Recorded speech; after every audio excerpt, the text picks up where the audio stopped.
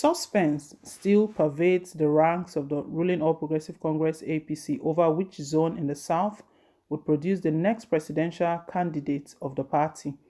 The Governor Mai Mala Buni-led caretaker committee had declared at the height of speculation that the presidential ticket had been zoned to the south and the President Muhammadu Buhari would take a final position on the matter.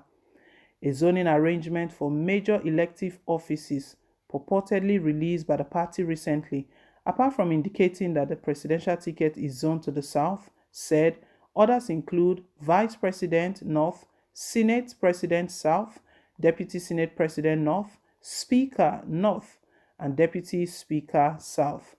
For the zoning of the National Working Committee, the list, among others, showed the North will produce the National Chairman, National Secretary South, National Treasurer South, Financial Secretary North, Legal Officer North, and Welfare Officer South. The decision by APC Caretaker Committee Secretary Senator John Akpanu-Adeheye to distance the party from the list calmed frayed nerves. Already chieftains of the party from across the country, including Governor Yahaya Bello of Kogi State, Senator Rochas Okorocha, and former governor of Zamfara State, Ahmad Sani Yerima, had since declared interest in the plum job. This is aside from the much-touted interest of the national leader of the party, Asiwaju Ahmed Bola Tinubu, to succeed as president. Tinubu's residence in the United Kingdom has become a mecca of the sort, as President Buhari, several serving and former governors and speakers of the House of Representatives, Femi Gbajabiamila, who is also said to be eyeing the presidential ticket of the party, have paid solidarity visit to Tinubu within the last 2 weeks. Several groups, including the Tinubu Vanguard led by Mr. Johnny Benjamin, have been rooting for the Tinubu presidency, marketing his contribution to the sustenance of democratic rule in the country. There is also Southwest agenda of Asiwaju Swagger being led by former Minister of State for Work, Senator Dayo Adeyeye. There has been hush-hush talk about some ministers, including Rotimi Amechi and Babatunde Fashola, who are said to have played active roles in ensuring victory for the President Buhari during the 2014 presidential primaries held in Lagos, are also on the cards as likely successors. Curiously, the name of President Goodluck Jonathan, who is said to have been having a cordial working relationship with President Buhari, in the last 6 years, is also on the list of possible presidential hopefuls of the party. Sources say power brokers from the north are disposed to having Jonathan complete his second term in office by 2027 to pave way for the return of power to the north for another 8 years. Senator Rochas Okorocha has also shown interest in flying the party's flag in the 2023 presidential election. He has argued that time is ripe for a Nigerian president of Igbo extraction to emerge. He said, "For me, I have run for the office of the presidency using different political parties and up to 3 times now. I've run for the office of the presidency under the ANPP, and the second time under PDP, and the third time in APC. And now, if I must run, it is for the unity of Nigeria. If I must run, it must be for the empowerment of the youth of Nigeria. And if I must run for the presidency, it will be to make this nation compete with other greater nations of the world economically. The North has produced a president, the West has produced a president, and the South has produced a president of this country. And we have seen all they have done. It is time for Igbo to produce a president, and let us see how the Igbo will change the country." Yerima, who is on 3 occasions stepped down to enable Buhari clinch the presidential ticket of the defunct All Nigerian People's Party, ANPP, as well as the APC, refuted claims of an existing gentleman's agreement to zone the presidency to the south in 2023. The former governor said, "I don't think there is anything like agreement. You can ask Mr. President. He led the group. Asiwaju was there. I was part of it.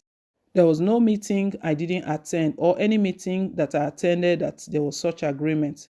Agreement can't be verbal. It has to be written. In any case, any agreement that is contrary to the laws of this country is not an agreement. The Constitution is very clear. The Constitution of the political parties and the Electoral Act is also clear. who are in a democracy, and democracy is governed by processes and procedures and bylaws. However, the campaign for Vice President Yemi Osibanjo to succeed President Muhammadu Buhari by scores of APC chieftains from across the country has gained traction in recent times. The group under the aegis of Progressive Consolidation Group, PCG, argued that Professor Osibanjo's competence when he took the reign as Commander-in-Chief during President Buhari's absence within the last 6 years is not in doubt. While on advocacy visit to various states including Katsina State, PCG made case for the cerebral scholar who has had a smooth working relationship with President Buhari as against the scenario that played out between former President Olusegun Obasanjo and his vice president Atiku Abubakar between 1999 and 2007.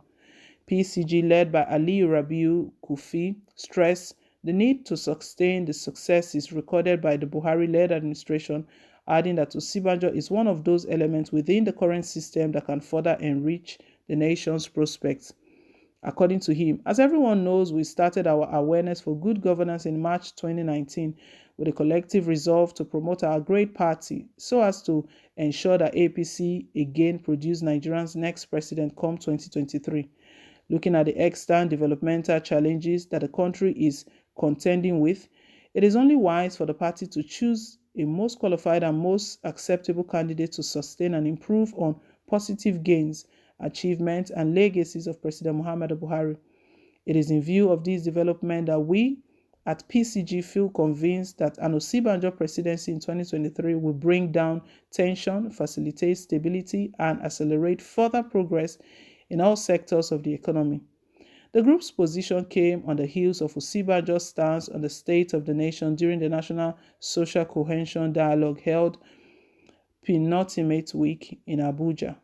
Osibanjo, who had since distanced himself from PCG's advocacy visit, argued that Nigerians have much more to gain from being citizens of a united country than they may derive from any secessionist entity that emerges from the nation's fragmentation.